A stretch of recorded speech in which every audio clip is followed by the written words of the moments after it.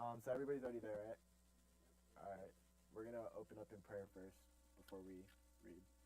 So, is there anything you guys need me to pray about? Sports, health, anything? Good. All right. Dear Lord, Holy Father, thank you for this day. I ask that you bless this lesson and that you apply it to everybody's lives, and that you just continue to work in our lives, Lord, and continue to get us closer to you. I ask that you pray for everybody's well-being and health, work, sports, just continue to bless us. In Jesus' name, amen. All right. So today's lesson is going to be about this guy named Job. Most of you probably have heard about him. If you haven't, Job is basically like he was a blameless and upfront person. And then he was gifted. He had a nice family. He had wealth. He was doing pretty good. And then basically Satan wants to test him, and he tells God that the only reason why Job was faithful was because everything is going good for him, basically. So God allowed him to test that, and that's basically what the study is going to be about today. So, quick opening question: have you ever gone through something hard and asked like God, why me? Or have you ever wonder like what God was doing whenever He would make us like suffer or something bad happen? Whether it be like it could be something really small, like maybe you did bad on a test or anything. Kind of, maybe. All right. So yeah, we're just gonna go straight into it. So I'm gonna start it off. It says one day the members of the heavenly court came to present themselves before the Lord, and the accuser Satan came with them. Where have you come from? The Lord asked Satan. Satan answered the Lord, I have been patrolling the earth, watching everything that's going on. Then the Lord asked Satan, have you noticed my servant Job? He is the finest man in all the earth. He is blameless, a man of complete integrity. He fears God and stays away from evil. Satan replied to the Lord, yes, but Job has a good reason to fear God. You have always put a wall of protection around him and his home and his property. You have made him prosper in everything he does. Look how rich he is. But but reach out and take away everything he has, and he will surely curse you to your face. Um, and then he replies, all right, you may test him, the Lord said to Satan. Do whatever you want with everything he possesses, but don't harm him physically. So Satan left the Lord's presence. One day when Job's sons and daughters were feasting at the oldest brother's house, a messenger arrived at Job's home with news. Your oxen were plowing, with the donkeys feeding beside them. When the Sabians raided us, they stole all the animals and killed all the farmhands. I am the only one who escaped to tell you. While he was still speaking, another messenger arrived with this news. The fire of God has fallen from heaven and burned up your sheep and all the shepherds. I am the only one who escaped to tell you. While he was still speaking, a third messenger arrived with this news.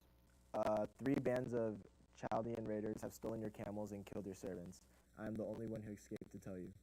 While he was still speaking, another messenger arrived with this news. Your sons and daughters were feasting in their oldest brother's home. Suddenly a powerful wind swept in from the wilderness and hit the house on all sides. The house collapsed and all your children are dead. I'm the only one who escaped to tell you.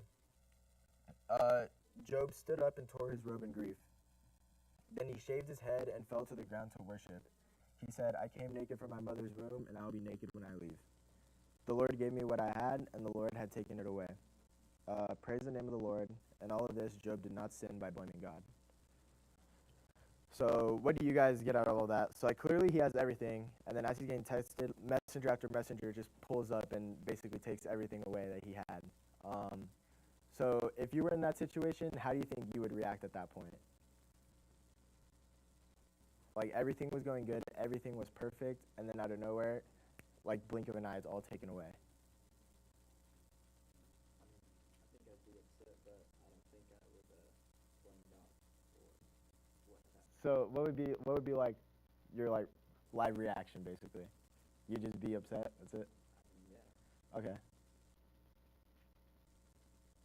Sometimes, do you ever like blame like your situation that you're in, and like wonder like why it's happening to you?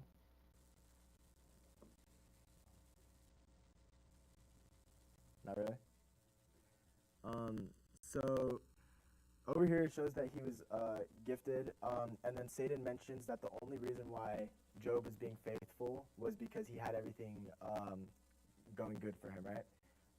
Have you ever like noticed yourself at a point where things are going good for you, and at times you kind of like put God to the side because of how good your life is at the moment, right? And then it's if you notice, it's kind of usually when something bad happens, then you want God's help, right? We don't really. Sometimes maybe we struggle like trying to keep God at the center when everything's going good for us. Maybe volleyball is going really good for me, and that starts being my main priority, my number one priority, right?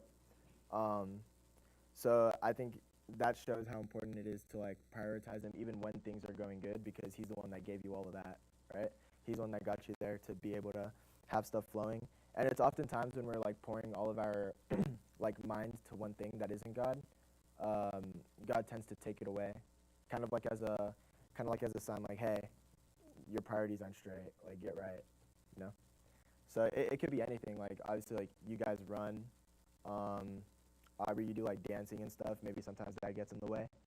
So it's just like important to like prioritize God through it all, right? Whether it's going good or bad.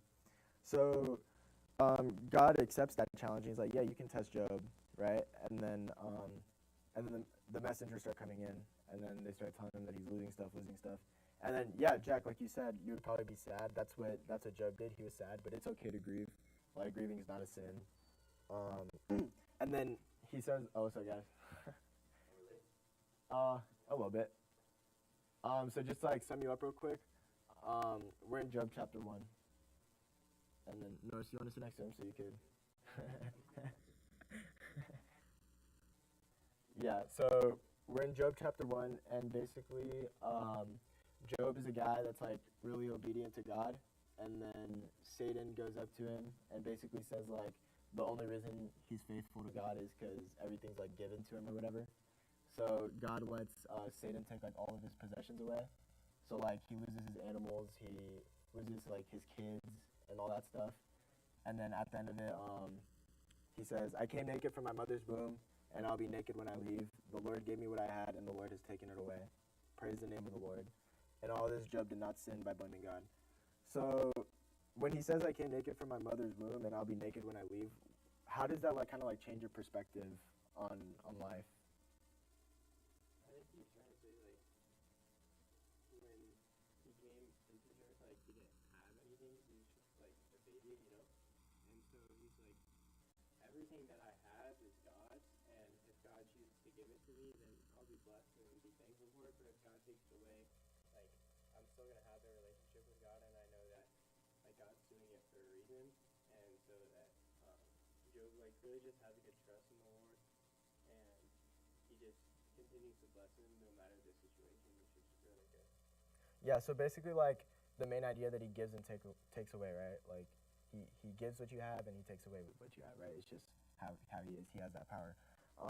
For me, it also put into perspective that made me think like all of my like earthly possessions, whether it's like money, status, or all that stuff, it's all gonna stay here. It's not gonna come with me when I die, right? So right here he says, "I come naked from my mother's womb, and I'll be naked when I leave." So that just shows that like he's not.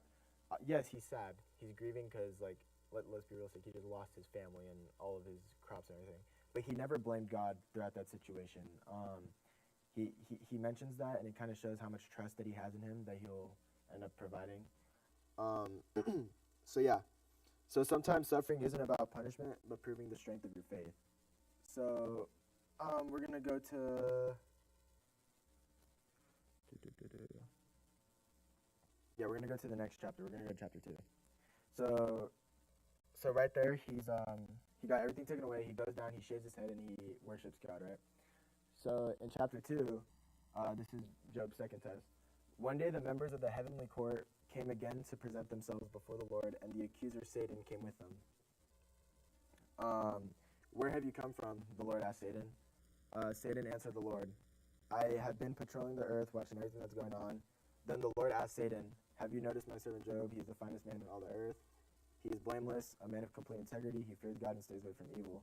And he has maintained his integrity, even though you urged me to harm him without cause." So the start of this chapter is kind of like the same as the start of the last chapter, right? Satan comes in, he's creeping in, and then he starts talking about Job again. So he's maintained his integrity even though you urged me to harm him without cause. So Satan replied to the Lord, "Skin for skin, a man will give up everything he has to save his life. But reach out and take away his health, and he will surely curse you to your face." "All right, do with him as you please," the Lord said to Satan, "but spare his life." So Satan left the Lord's presence, and he struck Job with terrible boils from head to foot. Job scraped his skin with a piece of broken pottery as he sat among the ashes. His wife said to him, "Are you still trying to maintain your integrity? Curse God and die." But Job replied, "You talk like a foolish woman. Should we accept only good things from the hand of God and never anything bad?"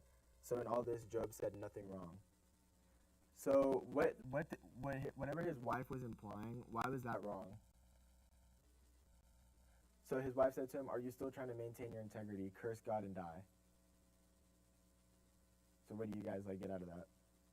She's just saying like you've already suffered enough. Like why do you continue to choose to suffer? Like just give the God and die because of the suffering.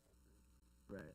And he replies, he says, "You talk like a foolish woman. Should we accept only good things from the hand of God and never anything bad?" So why do you think in this case Job is okay with accepting the bad? After all the stuff that happened, so he's already lost his family, he's already lost his animals, his crops, and now he's starting to witness physical health. So what do you think is making him accept all of this? I think it shows that trust, right? That trust, and it shows how much faith that he has. A lot of people, when things start going bad, maybe it could be a regular church attender, right? And then maybe something starts happening in their own family life, and then they kind of stray away from the church and take weeks off, right? That's very similar. And then, compared to somebody that's hurting, and then instead what they do is they take it as time to get even closer to God, right? So there's two ways that it could go, and whenever we're going through something bad, it's important that we don't stray away, and even though you don't blame God directly, maybe you take time away from church, you take time away from reading your word because of certain stuff that's happening in your life, right? So when three of Job's friends heard of the tragedy he had suffered, they got together and traveled from their homes to comfort and console him. Their names were Eliphaz, the Temanite, Bildad, the Shuhite, and Zophar, the Naamathite. Wow, that's crazy. When they saw Job from a distance, they scarcely recognized him. Wailing loudly, they tore their robes and threw dust into the air over their heads to show their grief. Then they sat on the ground with him for 7 days and nights. No one said a word to Job, for they saw that his suffering was too great for words. Then we're going to keep going to chapter 3. This is Job's first speech. At last Job spoke, and he cursed the day of his birth. He said, "Let the day of my birth be erased, and the night I was conceived. Let that day be turned to darkness. Let it be lost even to God on high, and let no light shine on it. Let the darkness and utter gloom claim that day for its own. Let a black cloud overshadow it, and let the darkness terrify it. Let that night be blotted off the calendar. Never again to be counted among the days of the year, never again to appear among the months. Let that night be childless. Let it have no joy. Let those who are experts at cursing, whose cursing could rouse Leviathan, curse that day. Let its morning stars remain dark. Let it hope for light, but in vain. May it never see the morning light. Curse that day for failing to shut my mother's womb, for letting me be born to see all this trouble. Why wasn't I born dead? Why didn't I die as I came from the womb? Why was I laid on my mother's lap? Why did she nurse me at her breast? Had I died at birth, I would be now at peace. I would be asleep and at rest. I would rest with the world's kings and prime ministers, whose great buildings now lie in ruins.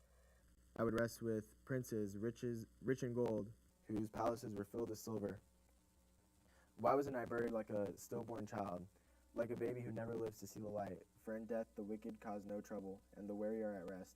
Even captives are at ease in death, with no guards to curse them. Rich and poor are both there, and the slave is free from his master. Oh, why give light to those in misery, and life to those who are bitter? They long for death, and it won't come. They search for death more eagerly than for hidden treasure. They're filled with joy when they finally die, and rejoice when they find the grave. Why is life given to those with no future, those God has surrounded with difficulties. I cannot eat for sighing. My groans pour out like water. What I always feared has happened to me. What I dreaded has come true. I have no peace, no quietness. I have no rest. Only trouble comes. So here Job starts like questioning his entire existence, right? Like he's starting to go through it. Um, why is this attitude by Job wrong? So he just went on a whole rant for a whole chapter talking about how he wishes he was never born and all that stuff, right? It's easy to say like it's wrong when you're not in his position, but like if you truly think about and put yourself in Job's shoes and understand like you're so blessed and you have such a good relationship with God and God calls you blameless and like the fairest man on earth, and then like you're called so highly from God and then to have everything taken away from you, your kids and all your cattle and all his riches basically, and even his own health to the fact that he's brought to nothing, like of course you're gonna like start to question it. He already had so much faith to not curse God up to then, but I think it's very human and normal of him to just eventually come to that. It's just starting to take a toll, basically, right? Yeah. Do you think he maybe had a mindset that, like, in order for like him to go through those sufferings, there had to be something he did wrong? Do you think he's probably wondering what he did wrong? So if we keep reading on chapter 4, his friend responds to Job.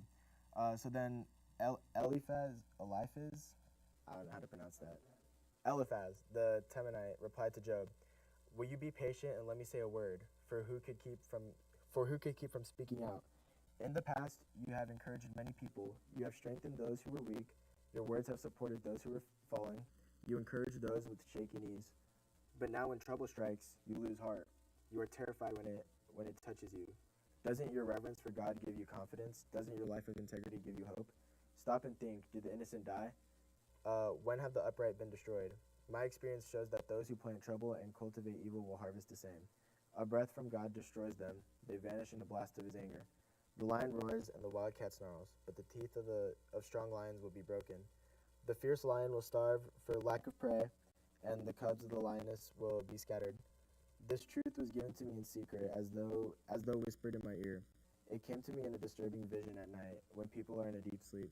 Fear gripped me, and my bones trembled. A spirit swept past my face, and my hair stood on end. The spirit stopped, but I couldn't see its shape. There was a form before my eyes. In the silence, I heard a voice say, "Can a mortal be innocent before God? Can anyone be pure before the Creator? If God does not trust his own angels and has charged his messengers with foolishness, how much less will he trust people made of clay? They are made of dust, crushed as easily as a moth. They are alive in the morning, but dead by evening, gone forever without a trace. Their tent cords are pulled and the tent collapses, and they die in ignorance." So his friends are kind of assuming that Job sinned, basically. So they believe that suffering was like a form of punishment, right? So they think that Job did something wrong, but God doesn't allow us to go through. Sometimes we did nothing wrong, and God still gives us bad situations. It's not that. There's gonna be like these tests of faith to see how strong your faith really is. So yeah, the friend's response isn't really the right thing to assume. So his response continues in the next chapter. Cry for help, but will anyone answer you? Which of the angels will help you? Surely resentment destroys the fool, and jealousy kills the simple. I have seen that fools may be successful for the moment, but then comes sudden disaster. Their children are abandoned far from help. They are crushed in court with no one to defend them. The hungry devour their harvest. Even when it is guarded by brambles, the thirsty pant after their wealth. But evil does not spring from the soil, and trouble does not sprout from the earth. People are born for trouble as readily as sparks fly up from a fire. If I were you, I would go to God and present my case to him. He does great things too marvelous to understand. He performs countless miracles. He gives rain for the earth and water for the fields. He gives prosperity to the poor and protects those who suffer. He frustrates the plans of schemers, so the work of their hands will not succeed. He traps the wise in their own cleverness, so their cunning schemes are thwarted. They find it is dark in the daytime, and they grope at noon as if it were night. He rescues the poor from the cutting words of the strong, and rescues them from the clutches of the powerful. And so at last the poor have hope, and the snapping jaws of the wicked are shut. But consider the joy of those corrected by God. Do not despise the discipline of the Almighty when you sin. For though he wounds, he also bandages. He strikes, but his hands also heal. From 6 disasters he will rescue you. Even in the 7th he will keep you from evil. He will save you from death in time of famine, from the power of the sword in the time of war. You will be safe from slander and have no fear when destruction comes. You will laugh at destruction and famine. Wild animals will not terrify you. You will be at peace with the stones of the field, and his wild animals will be at peace with you. You will know that your home is safe. When you survey your possessions, nothing will be missing. You will have many children. Your descendants will be as plentiful as grass. You will not go to the grave at a ripe old age, like a sheaf of grain harvested at the proper time. We have studied life and found all this to be true. Listen to my counsel and apply it to yourself. And then Job gives another speech. He speaks again. If my misery would be weighed and my troubles be put on the scales, they would outweigh all the sands of the sea. That is why I spoke impulsively. For the Almighty has struck me down with his arrows. Their poison infects my spirit. God's terrors are lined up against me. Don't I have a right to complain? Don't wild donkeys bray when they find no grass, and oxen bellow when they have no food? Don't people complain about unsalted food? Does anyone want the tasteless white of an egg? My appetite disappears when I look at it. I gag at the thought of eating it. Oh, that I might have my request, that God would grant my desire. I wish he would crush me. I wish he would reach out his hand and kill me. At least I can take comfort in this. Despite the pain, I have not denied the words of the Holy One, but I don't have the strength to endure. I have nothing to live for. Do I have the strength of a stone? Is my body made of bronze? No, I am utterly helpless, without any chance of success. One should be kind to a fainting friend, but you accuse me without any fear of the Almighty. My brothers, you have proved as unreliable as a seasonal brook that overflows its banks in the spring, when it is swollen with ice and melting snow, but when the hot weather arrives, the water disappears. The brook vanishes in the heat. The caravans turn aside to be refreshed, but there is nothing to drink, so they die. The caravans from Tema search for this water. The travelers from Sheba hope to find it. They count on it, but are disappointed. When they arrive, their hopes are dashed. You two have given no help. You have seen my calamity, and you are afraid. But why? Have I ever asked you for a gift? Have I begged for anything of yours for myself? Have I asked you to rescue me from my enemies, or to save me from ruthless people? Teach me, and I will keep quiet. Show me what I have done wrong. Honest words can be painful, but what do your criticisms amount to? Do you think your words are convincing when you disregard my cry of desperation? You would even send an orphan into slavery or sell a friend. Look at me. Would I lie to your face? Stop assuming my guilt, for I have done no wrong. Do you think I am lying? Don't I know the difference between right and wrong? So he's responding to his friends here because they're assuming that he did something wrong. Obviously, Job is going through tough times. He's gotten hammered, basically. He's lost family. His health isn't good. All this stuff is going wrong, and his friends are assuming that he did something wrong to deserve this, right? So how often, for example, let's say a homeless man that's on the street, we assume that, like, oh, they're just a druggie that ended up there, right? But maybe they didn't have a good home life as fortunate as ours. Maybe they didn't have a roof over their head, a consistent roof in their head growing up. Maybe they were like an orphan, right, all their life. So kind of like what Job's friends are doing to him, do we find ourselves, maybe not verbally saying it, but do we find ourselves thinking about other people like that are going through something?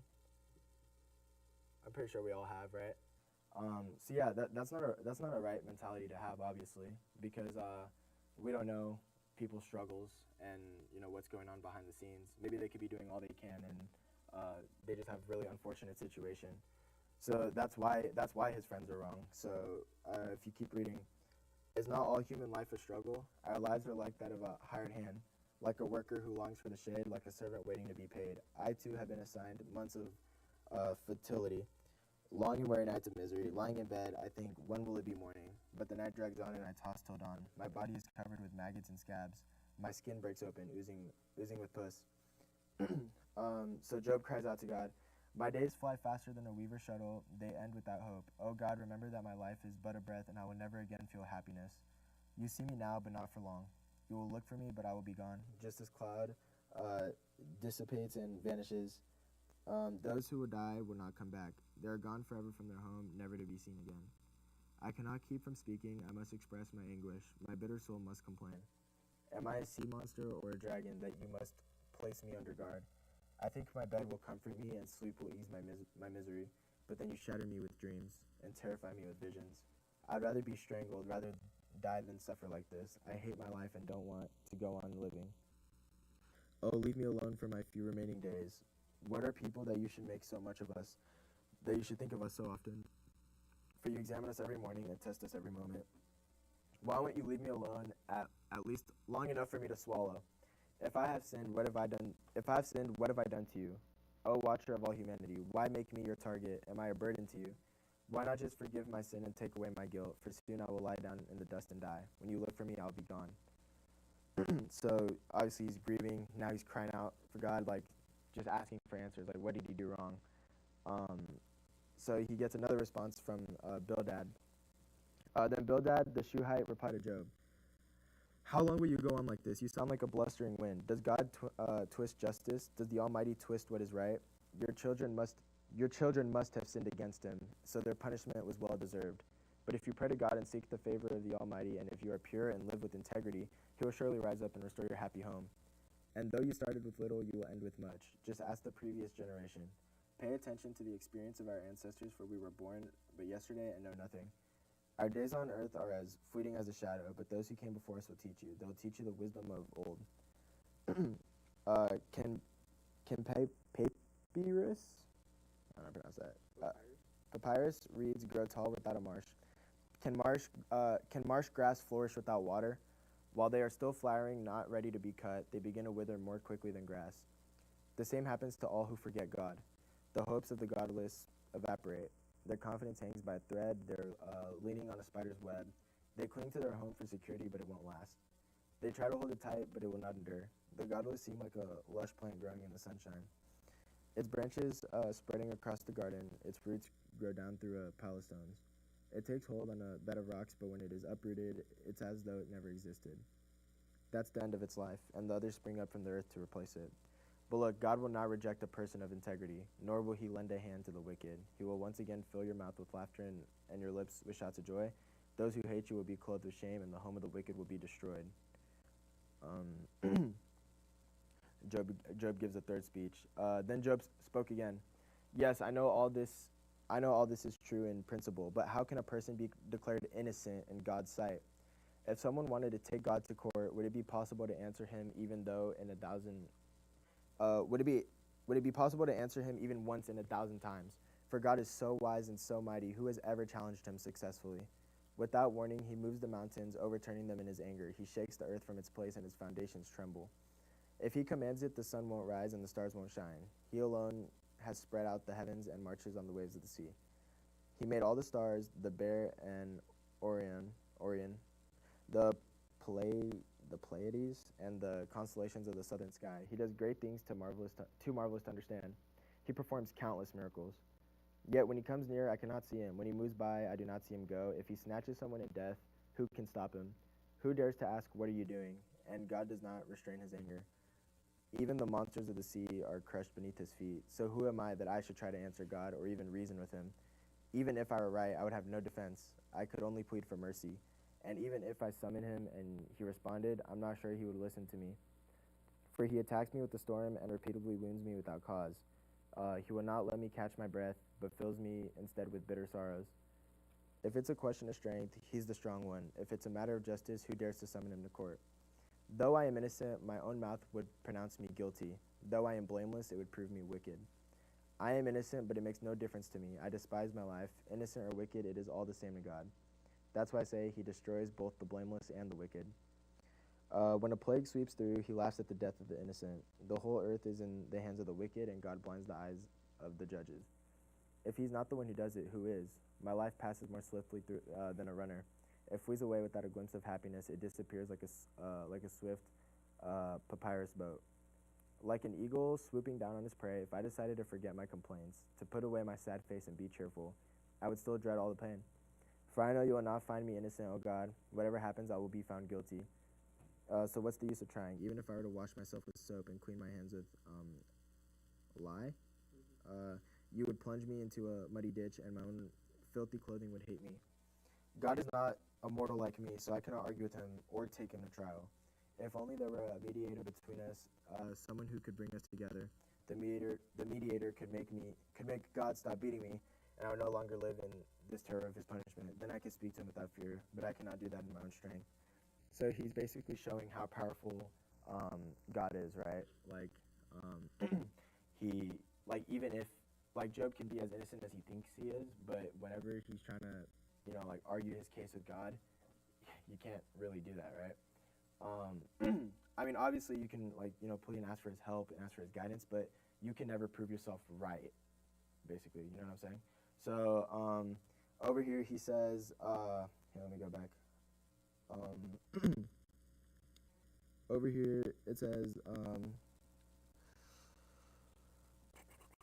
he will not let me catch my breath, but fills me instead with bitter sorrows. If it's a question of strength, he's the strong one. If it's a matter of justice, who dares to summon him to court? Though I am innocent, my own mouth would pronounce me guilty. So Job is kind of showing how he understands that God is God has all the answers to everything, basically, right? Like he understands things in a way that we'll never be like capable to even comprehend, because he knows everything, right? So yeah, it goes to show. Obviously, Job is still in grief, but obviously he's not listening to what his friends are saying, because his friends are, assuming that he's guilty, did something wrong, and they're encouraging him to do all this, stuff. So in Job chapter 10, he says, "I am disgusted with my life. Let me complain freely. My bitter soul must complain. I will say to God, don't simply condemn me. Tell me the charge you are bringing against me. What do you gain by oppressing me? Why do you reject me, the work of your own hands, while smiling on the schemes of the wicked? Are your eyes like those of a human? Do you see things only as people see them? Is your lifetime only as long as ours? Is your life so short that you must quickly probe for my guilt and search for my sin? Although you know I am not guilty, no one can rescue me from your hands. You formed me with your hands, you made me, yet now you completely destroy me. Remember that you made me from dust. Will you turn me back to dust so soon? You guided my conception and formed me in the womb. You clothed me with skin and flesh, and you knit my bones and sinews together. You gave me life and showed me your unfailing love. My life was preserved by your care. Yet your real motive, your true intent, was to watch me, and if I sinned, you would not forgive my guilt. If I am guilty, too bad for me, and even if I'm innocent, I can't hold my head high. Because I am filled with shame and misery, and if I hold my head high, you hunt me like a lion and display your awesome power against me. Again and again you witness against me. You pour out your growing anger on me and bring fresh armies against me. Why then did you deliver me from my mother's womb? Why didn't you let me die at birth? It would be as though I had never existed, going directly from the womb to the grave. I have only a few days left, so leave me alone, that I may have a moment of comfort before I leave, never to return. For the land of the darkness and utter gloom, it is a land as dark as midnight, a land of gloom and confusion, where even the light is as dark as midnight." So yeah, all of this is going on. Lots of grief, lots of confusion, wondering what God is doing in Job's life. We're gonna go down to Job chapter 41 now. So this is gonna be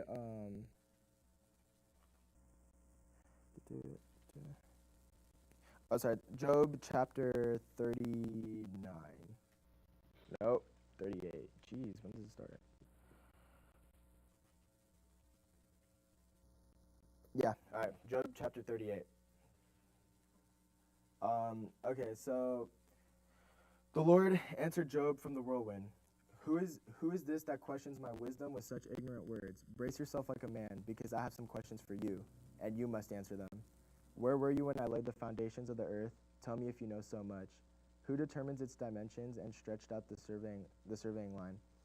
What supports its foundations, and who laid its cornerstone as the morning stars sang together, and all the angels shouted for joy? Who kept the sea inside its boundaries as it burst from the womb, and as I clothed it with clouds and wrapped it in thick darkness?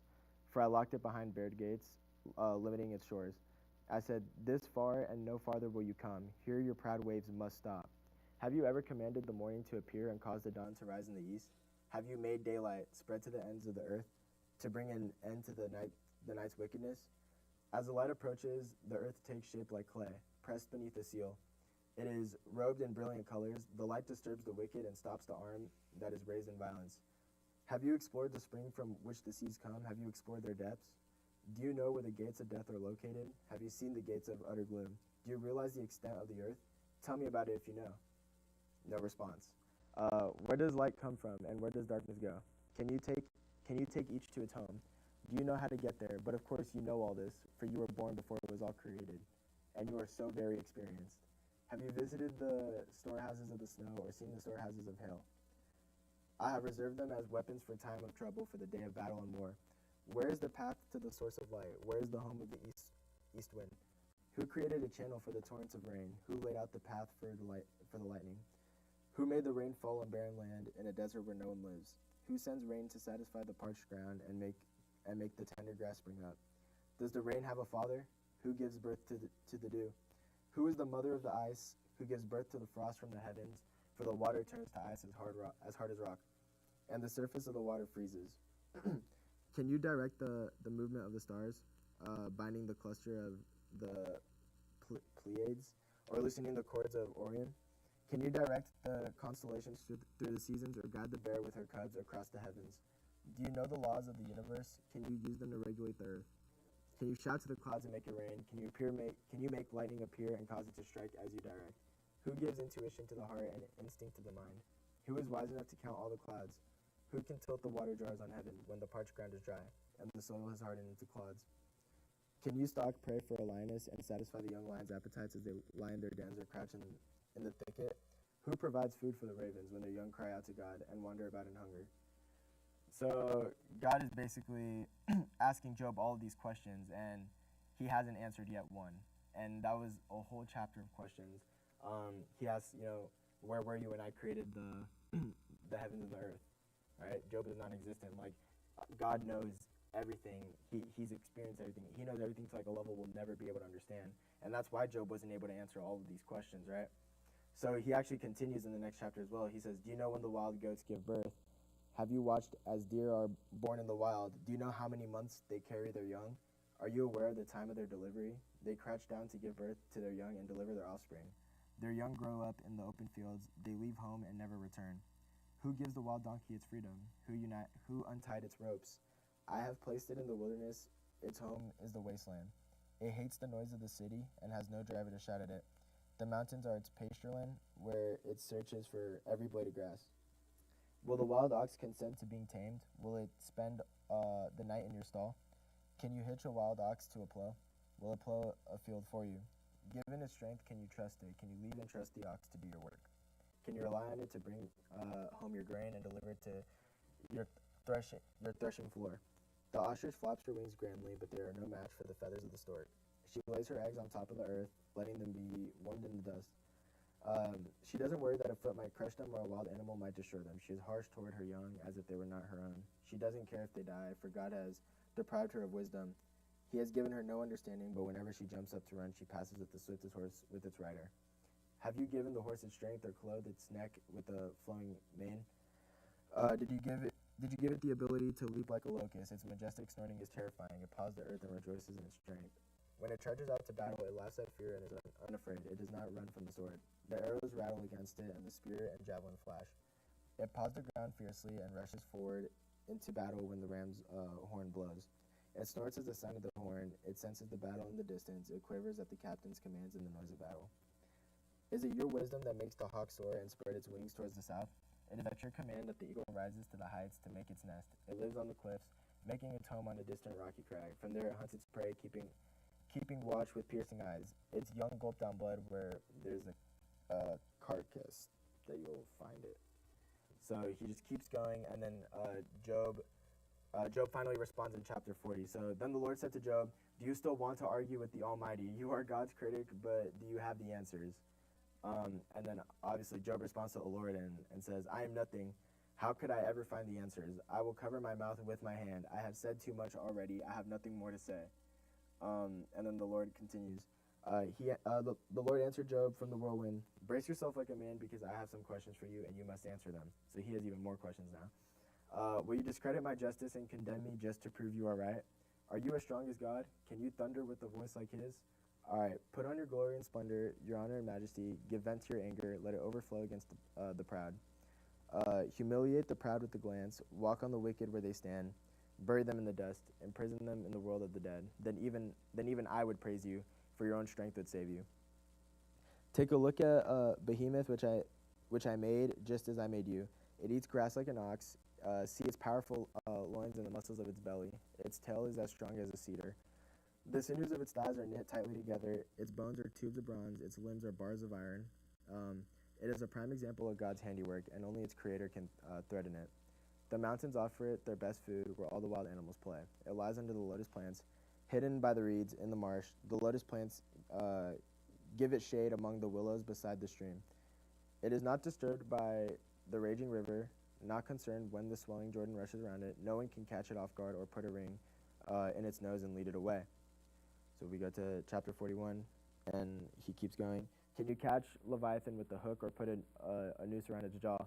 Can you tie it with a rope through the nose or pierce its jaw with a spike? Will it beg you for mercy or implore you for pity?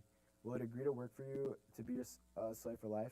Can you make it a pet like a bird or give it to your little girls to play with?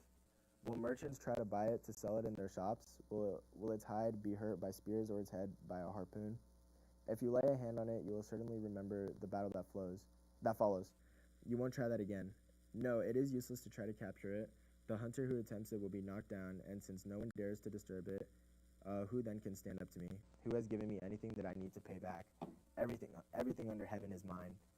I want to emphasize Leviathan's limbs and its enormous strength and graceful form. Who can strip off its hide, and who can penetrate its double layer of armor? Who could pry open its jaws, for its teeth are terrible. The scales on its back are like rows of shield, tightly sealed together. They are so close together that no air can get between them. Each scale sticks tight to the next. They interlock and cannot be penetrated. When it sneezes, it flashes light. Its eyes are like the red of dawn. Lightning leaps from its mouth. Flames of fire flash out. Smoke streams from its nostrils, like steam from a pot heated over burning rushes. Its breath would kindle coals, for flames shoot from its mouth. The tremendous strength in Leviathan's neck strikes terror wherever it goes. Its flesh is hard and firm and cannot be penetrated. Its heart is as hard as a rock, hard as a millstone. When it rises, the mighty are afraid, gripped by terror. No sword can stop it, no spear, dart, or javelin. Iron is nothing but straw to that creature, and bronze is like rotten wood. Arrows cannot make it flee. Stones shot from a sling are like bits of grass. Clubs are like a blade of grass, and it laughs at the swish of javelins. Its belly is covered with scales as sharp as glass. It plows up the ground as it drags through the mud. Leviathan makes the water boil with its commotion. It stirs the depths like a pot of ointment. The water glistens in its wake, making the sea look white. Nothing on earth is its equal. No other creature is so fearless. Of all the creatures, it is the proudest. It's the king of the beasts. And then we're going to go to the final chapter. Job responds to the Lord again. Then Job replied to the Lord, I know that you can do anything, and no one can stop you. You asked, Who is this that questions my wisdom with such ignorance? It is I, and I was talking about things I knew nothing about. Things far too wonderful for me. You said, listen and I will speak. I have some questions for you and you must answer them. I had only heard about you before, but now I have seen you with my own eyes. I take back everything I said, and I sit in dust and ashes to show my repentance. After the Lord had finished speaking to Job, he said to Eliphaz the Temanite, I am angry with you and your two friends, for you have not spoken accurately about me, as my servant Job has. So take 7 bulls and 7 rams and go to my servant Job and offer a burnt offering for yourselves. My servant Job will pray for you, and I will accept his prayer on your behalf. I will not treat you as you deserve, for you have not spoken accurately about me, as my servant Job has. So Eliphaz the Temanite, Bildad the Shuhite, and Zophar the Naamathite did as the Lord commanded them, and the Lord accepted Job's prayer. When Job prayed for his friends, the Lord restored his fortunes. In fact, the Lord gave him twice as much as before.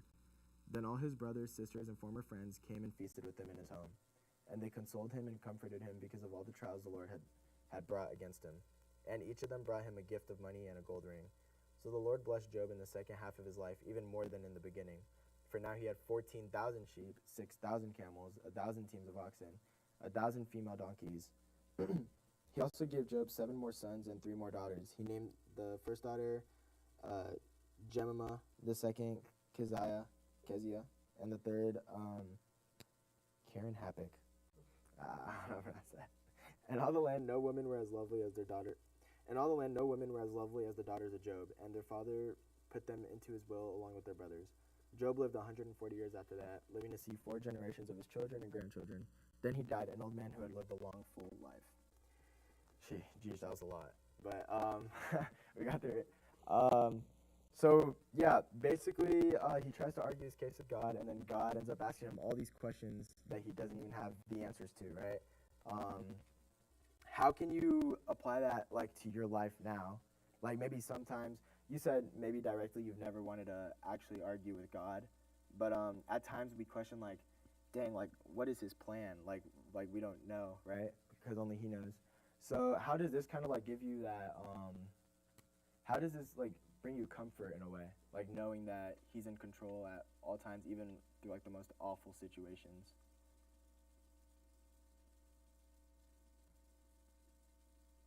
What's up, Norris?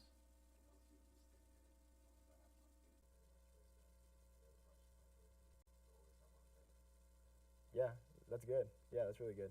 Yeah, so, like, he's got us. Like, obviously we're gonna go through struggles, but those are like those little tests of faith that Job had, right?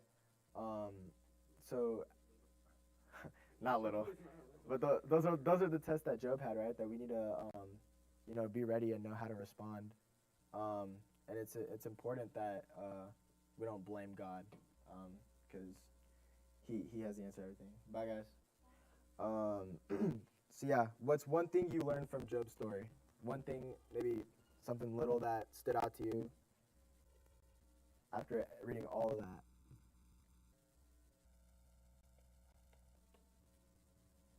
I'll say like it does like help put into perspective when you realize like even when you go through like hardships when God's talking about like how complicated it was to like design the earth and like it's so complicated that we can't even understand how he makes like the animals like the crocodile and the hippo, um, which were the two examples that he's talking about with Leviathan and the deer. And it's just like explaining how complex it is, like your situation, like if you're going through it, God's got a plan, He's gonna get you through it. And a lot of the times He puts you through the trials to like create endurance and faith in you, so that your faith and your prayer and your relationship with Him grows more. Yeah, exactly. Yeah. So Job, when he first got his the first test he got when Satan first came, he shaved his head and he bowed down to God right away. That's the first thing he did. Um, Maybe sometimes we don't blame God, but also there are times where maybe we don't blame God, but we also don't go to God the moment something bad happens. So not necessarily blame him, but let's say Jack, let's say you don't do too good on your race, right? Um, you're not gonna blame God for it, right? According to what you said, you don't blame God for it, but maybe instead you would just go straight to running more, getting better, practicing more, right? Um, like maybe these aren't things that you're like praying about daily, right? Um, so like we gotta be sure that when we go through these like things, we don't try to like correct it in our own with our own power, right? You know, keep yourself in prayer. Talk to him through prayer. Um, his word is always open. You can always go in and he'll give you wisdom. So why do you think God allowed Job to suffer even though he was righteous? God allowed Job to suffer to prove that genuine faith isn't based on blessings or comfort, but on trust in God himself. It was also to silence Satan's claim that people only worship God for personal gain. Job's perseverance shows that real faith can survive even in deep pain. So yeah, there's a lot of people that do obey God for personal pain. Maybe their prayer life, it's just them asking, them needing from God, and never really giving him the praise and everything that he deserves, right? Um, Not that it's wrong to ask anything of God, but we also got to be sure that we're giving him all the praise and everything. We don't only go to him when we need something. So as I said earlier, like when your life is going good, you kind of tend to forget and not make him your main priority, and that's wrong. So yeah, sometimes God puts you through those trials to see how you'll react when those things that you like so much, running and stuff, goes wrong. Like how will you respond to that? And then how do Job's friends help or hurt him during his suffering? So they hurt more than help. At first, they sat in silence, which is comforting. But when they started speaking, they wrongly assumed Job was being punished for sin. This shows us that sometimes being present in someone's pain is more powerful than giving advice. And what do God's words in Job chapter 38 through 41? So those are the chapters where, God is asking the questions and Job is trying to argue his case. What does that reveal about who God is? So you kind of like mentioned that earlier, like all the stuff that he was saying. God reminds Job that he is all-powerful, wise, and beyond human understanding. He points to the complexity of creation, showing that even when life seems out of control, God is still sovereign and knows exactly what he's doing. And then, how did Job's attitude shift, like after God was done speaking? So he comes from saying he wishes he was never born, this and that, and then he starts apologizing, right? He starts to see that, wow, like, he says it was the first time that he's actually like seen God, like he's heard of him but never seen him. And after him, like basically clocking him for like 2 chapters straight, all he could do is nothing but repent, right? He repents to the Lord, and he apologizes for ever even, trying to challenge that. So, It brings him back to the place of humility that he was originally in with God. yeah, That he lost. exactly. So God reminds Job that he is all-powerful, wise, right? Whatever. All right. So Job, oh my gosh, Job humbly repented for questioning God's wisdom and acknowledged God's greatness. We learn that even when we don't understand what God is doing, we can still trust that his plan is good and he is just. So we've all been in times where we felt like lost, hurt, or confused. What helped you get through it?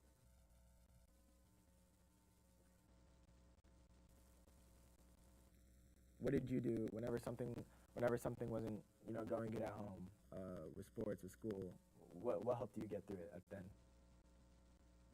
Just continuing to search for God and seeking Him, and then just putting your faith that, knowing that He has a plan for you, and it's a plan that's good, and it's a plan that's not going to harm you. I know for me, I've kind of experienced a situation like this. Most of you know I play volleyball, right? I was in my club season. I was starting. I was doing good. Everything was going great. And then it came to the point where volleyball was, my main focus. That's all that I was focusing about. And when club was over and school season started, it was a complete like reality check. All that time that I spent away from God to try to get better and stuff, it started to come back to me. I was behind 3 seniors the entire season. Like, I don't know if any of you guys ever like came to the games. Like, I'd be lucky if I even got in.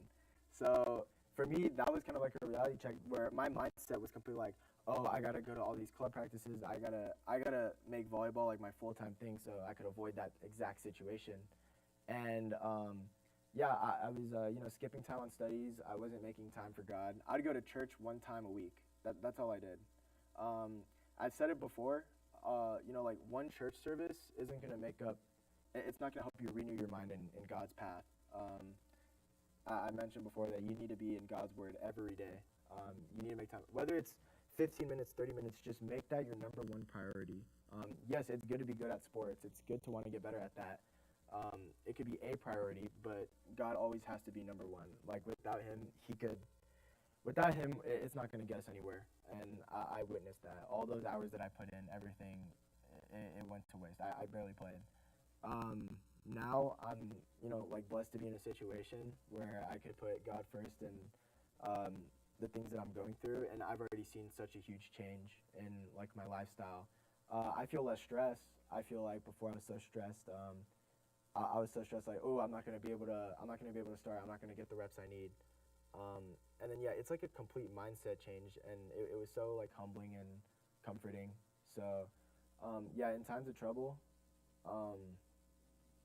like what helped me get through it was really God. I grew up in like a Christian family, so I know like the Word has all the answers that I need, and that's kind of what I'd look over to. And now I'm trying to do better and make it like my everyday life. So, anybody else have anything they want to add to that? Maybe a personal experience, maybe not. All right, and then how can the story of Job shape the way we support friends who are suffering?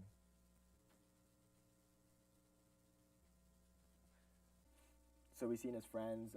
They kind of just assumed that he did something wrong, right?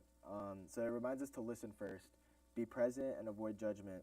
We don't need to explain why someone is suffering. Just love them through it, pray for them, and remind them of God's nearness. So I know like his friends were like talking to Job, and they didn't even give Job like a second to respond. Like at some point, Job was like, "Will you even let me respond first?" Like they just started, assuming that he did something wrong and like try to tell him why they're hurting. So yeah, I think that could like again teach us to listen first because we think we know somebody's life and we actually don't, right? So just hear them out and then just be with them, pray for them. Prayer is huge. I say it every time. So yeah, that's the book of Job. Does anybody have any questions? Like something they didn't understand fully? Anything? All good? All right. Well, I hope you guys learned something out of that. That's what I've been reading throughout the week. I FaceTimed Grant the other day to tell him what I've been reading. So yeah, thank you guys for coming. We're going to close in prayer. Is there anything you guys want me to pray about? Pastor Gary, did you want to add anything on? Maybe something I missed? Anything? Yeah, it is.